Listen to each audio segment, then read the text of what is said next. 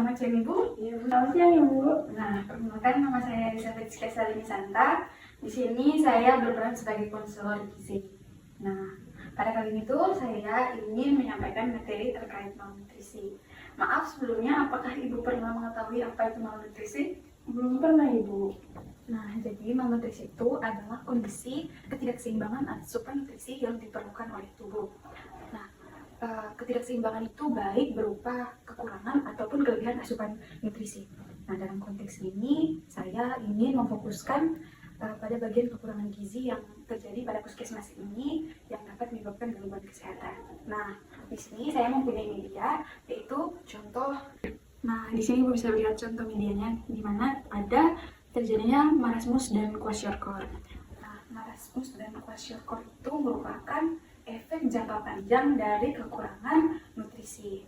Nah, marasmus itu adalah bentuk malnutrisi akibat kekurangan energi total protein berupa karbohidrat, protein, lemak. Nah, biasanya anak-anak dengan marasmus mengalami kelaparan yang ekstrim dan kehilangan hampir seluruh lemak yang ada di tubuhnya.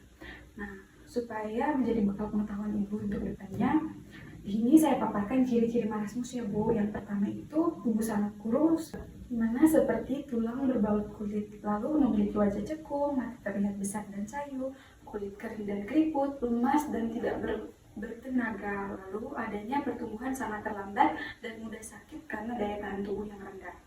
Lalu kita beralih ke kwashiorkor.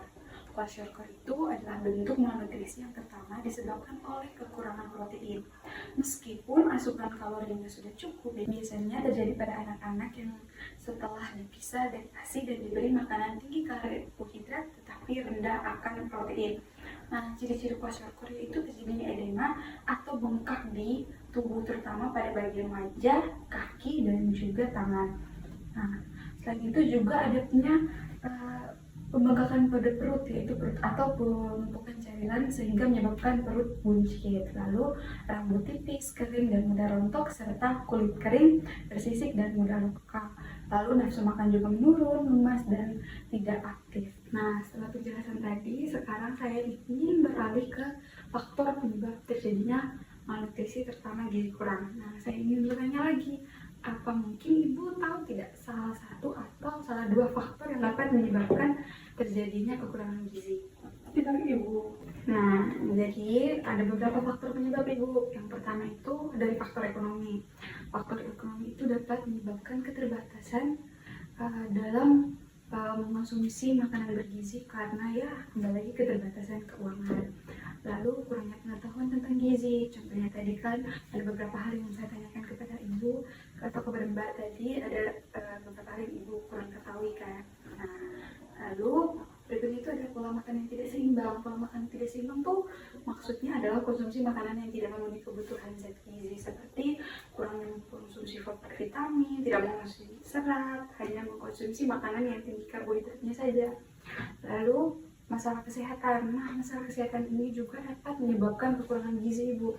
Itu kayak penyakit tertentu itu dapat menunjang terjadinya kekurangan zat gizi. Nah, sekarang kita beralih ke apa sih dampak yang disebabkan oleh kekurangan atau malnutrisi ini. Yang pertama itu kita akan membahas ke efek yang diberikan atau dapat terjadi kepada anak. Yang pertama itu adalah gangguan pertumbuhan dan perkembangan. Gangguan pertumbuhan dan perkembangan seperti apa sih? Nah, gangguan pertumbuhan dan perkembangan itu seperti stunting. Stunting itu adalah tubuh pendek akibat kurang gizi kronis namun disertai dengan penyakit infeksi lainnya. Lalu ada wasting, yaitu berat badan rendah untuk tinggi badan. Lalu kita beralih ke dampak berikutnya, yaitu menurunnya fungsi kognitif dan konsentrasi, di mana anak sulit untuk fokus belajar, potensi penurunan IQ karena otak tidak dapat mendapat nutrisi yang optimal sehingga anak itu kadang kurang untuk menyerap ilmu yang didapat. Lalu penurunan daya tahan tubuh. Nah, karena tadi nutrisi yang didapatkan itu tidak seimbang dan tidak sepenuhnya dapat menyebabkan daya tahan tubuh itu lemah, jadi anak itu dapat atau mudah sakit. Lalu berikutnya adalah risiko penyakit jangka panjang, di mana kekurangan gizi tertentu dapat menyebabkan penyakit kronis di masa depan. Nah, selain pada anak-anak, di sini saya juga akan membahaskan dampak malnutrisi kepada lansia. Yang pertama itu ada penurunan massa otot dan kekuatan fisik, yaitu di mana lansia itu mudah sekali lelah, jatuh. Nah, salah satu penyebab lansia itu mudah jatuh ini karena kekurangan nutrisi. Lalu yang berikutnya adalah gangguan sistem kekebalan tubuh, di mana lansia itu lebih rentan terkena penyakit infeksi. Ya, itu karena itu salah satu penyebabnya. Lalu penurunan fungsi otak dan memori, di mana lansia itu menjadi sering pikun dan tidak mengingat hal-hal yang terjadi atau yang dilakukan sebelumnya. Lalu ada gangguan pencernaan, yaitu di mana kesulitan untuk mencerna makanan tertentu seperti serat dan protein. Lalu ada risiko penyakit kronis juga yang dapat terjadi karena kurangnya nutrisi, yaitu biasanya terkena diabetes, hipertensi, atau penyakit jantung. Dan di sini saya juga akan memberikan solusi penanganan terkait malnutrisi. Itu yang pertama, penyusunan pola makan yang sehat. Penyusunan pola makan yang sehat itu bisa dengan ibu mulai menyediakan makanan bergizi yang murah dan mudah didapat. Contohnya, ibu memastikan anak-anak dan lansia yang terdapat di rumah ibu mendapatkan asupan protein, karbohidrat, sayur dan buah sebagai sumber serat dalam porsi yang seimbang dan tidak berlebihan. Lalu berikutnya itu, ibu dapat bekerja sama dengan pemerintah atau sponsor kesehatan. Dengan itu kami dapat mampu menyediakan akses untuk pangan bergizi bagi masyarakat yang kurang mampu. Lalu dengan meningkatkan program bantuan gizi seperti pemberian makanan tambahan bagi ibu hamil dan anak-anak juga menjadi salah satu bentuk kerjasama yang dapat kita lakukan untuk mengurangi terjadinya malnutrisi. Lalu berikutnya adalah edukasi dan pelatihan. Salah satu yang saya lakukan sekarang adalah bentuk dari edukasi itu sendiri, Bu, yaitu saya memberikan pelatihan kepada masyarakat tentang pola makan yang sehat itu seperti apa dan mengajarkan cara memasak makanan bergizi dengan bahan-bahan yang sederhana dan mudah didapat. Lalu yang berikutnya adalah pemanfaatan sumber daya yang ada. Nah, Ibu, sebagai informasi tambahan, makanan bergizi yang seimbang itu tidak sulit didapatkan. Ibu bisa memanfaatkan pangan lokal yang ada, di mana dengan bisa menggantikan nasi dengan ubi ataupun jagung yang tinggi akan karbohidrat.